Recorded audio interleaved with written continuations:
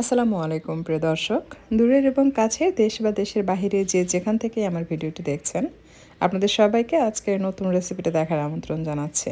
আমি রেশমা বগুড়া থেকে আজকে আপনাদেরকে তৈরি করে দেখাবো chicken vegetable noodles soup.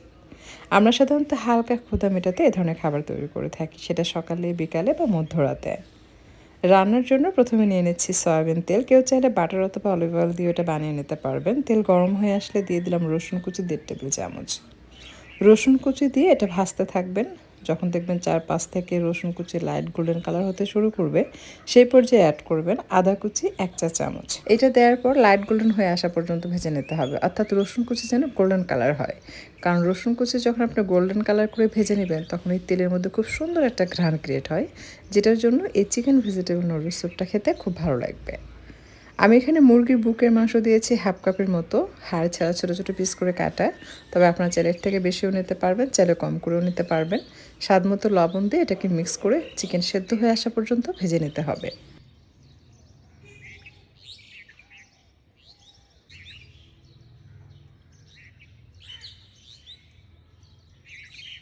Chicken সেদ্ধ হয়ে আসার পর অ্যাড করছি সবজি। আমি সবজির মধ্যে এখানে নিয়েছি ক্যাপসিকাম, গাজর এবং টমেটো। সবগুলো ছোটো ছোটো পিস করে কেটে নিয়েছি। এরপর কিছুক্ষণ এটাকে ভেজে নিতে হবে।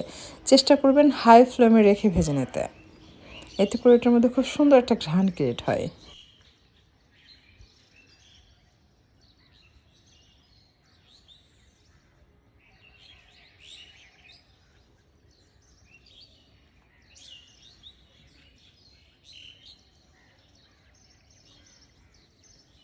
এই পর্যায়ে দিয়ে দিচ্ছি পানি 4 কাপ। 4 জনের জন্য। আপনি কয়জনের জন্য তৈরি করতে চাচ্ছেন সেটা বুঝে মেপে পানি অ্যাড করবেন।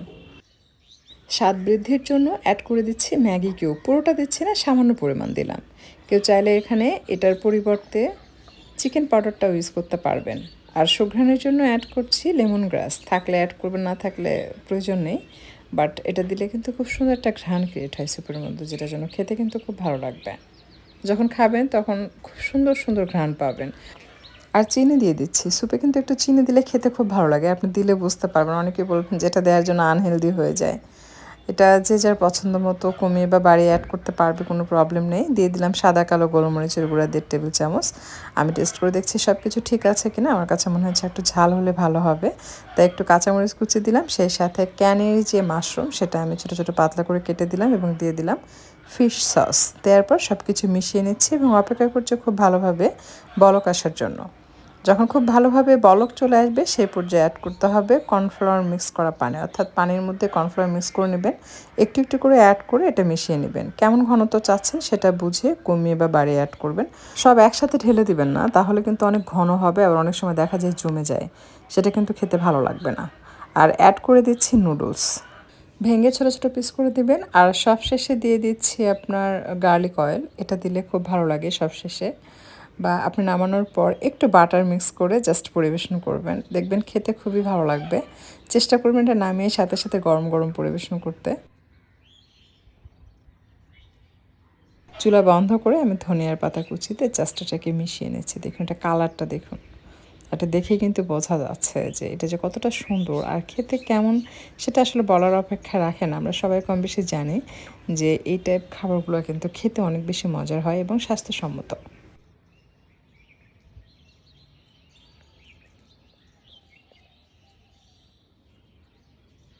সো আমি এখন আপনাদেরকে সার্ভ করে দেখাচ্ছি। দেখুন এটা যে কতটা লোভনীয়, আপনারা দেখলেই বুঝতে পারবেন।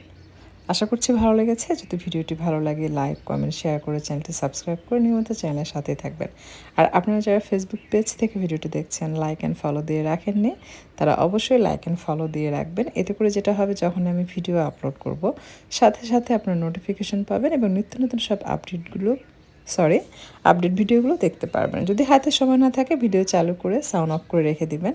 এতে করে কী হবে, আমি যখনই ভিডিও আপলোড দেই না কেন, আপনার নোটিফিকেশান পাবেন।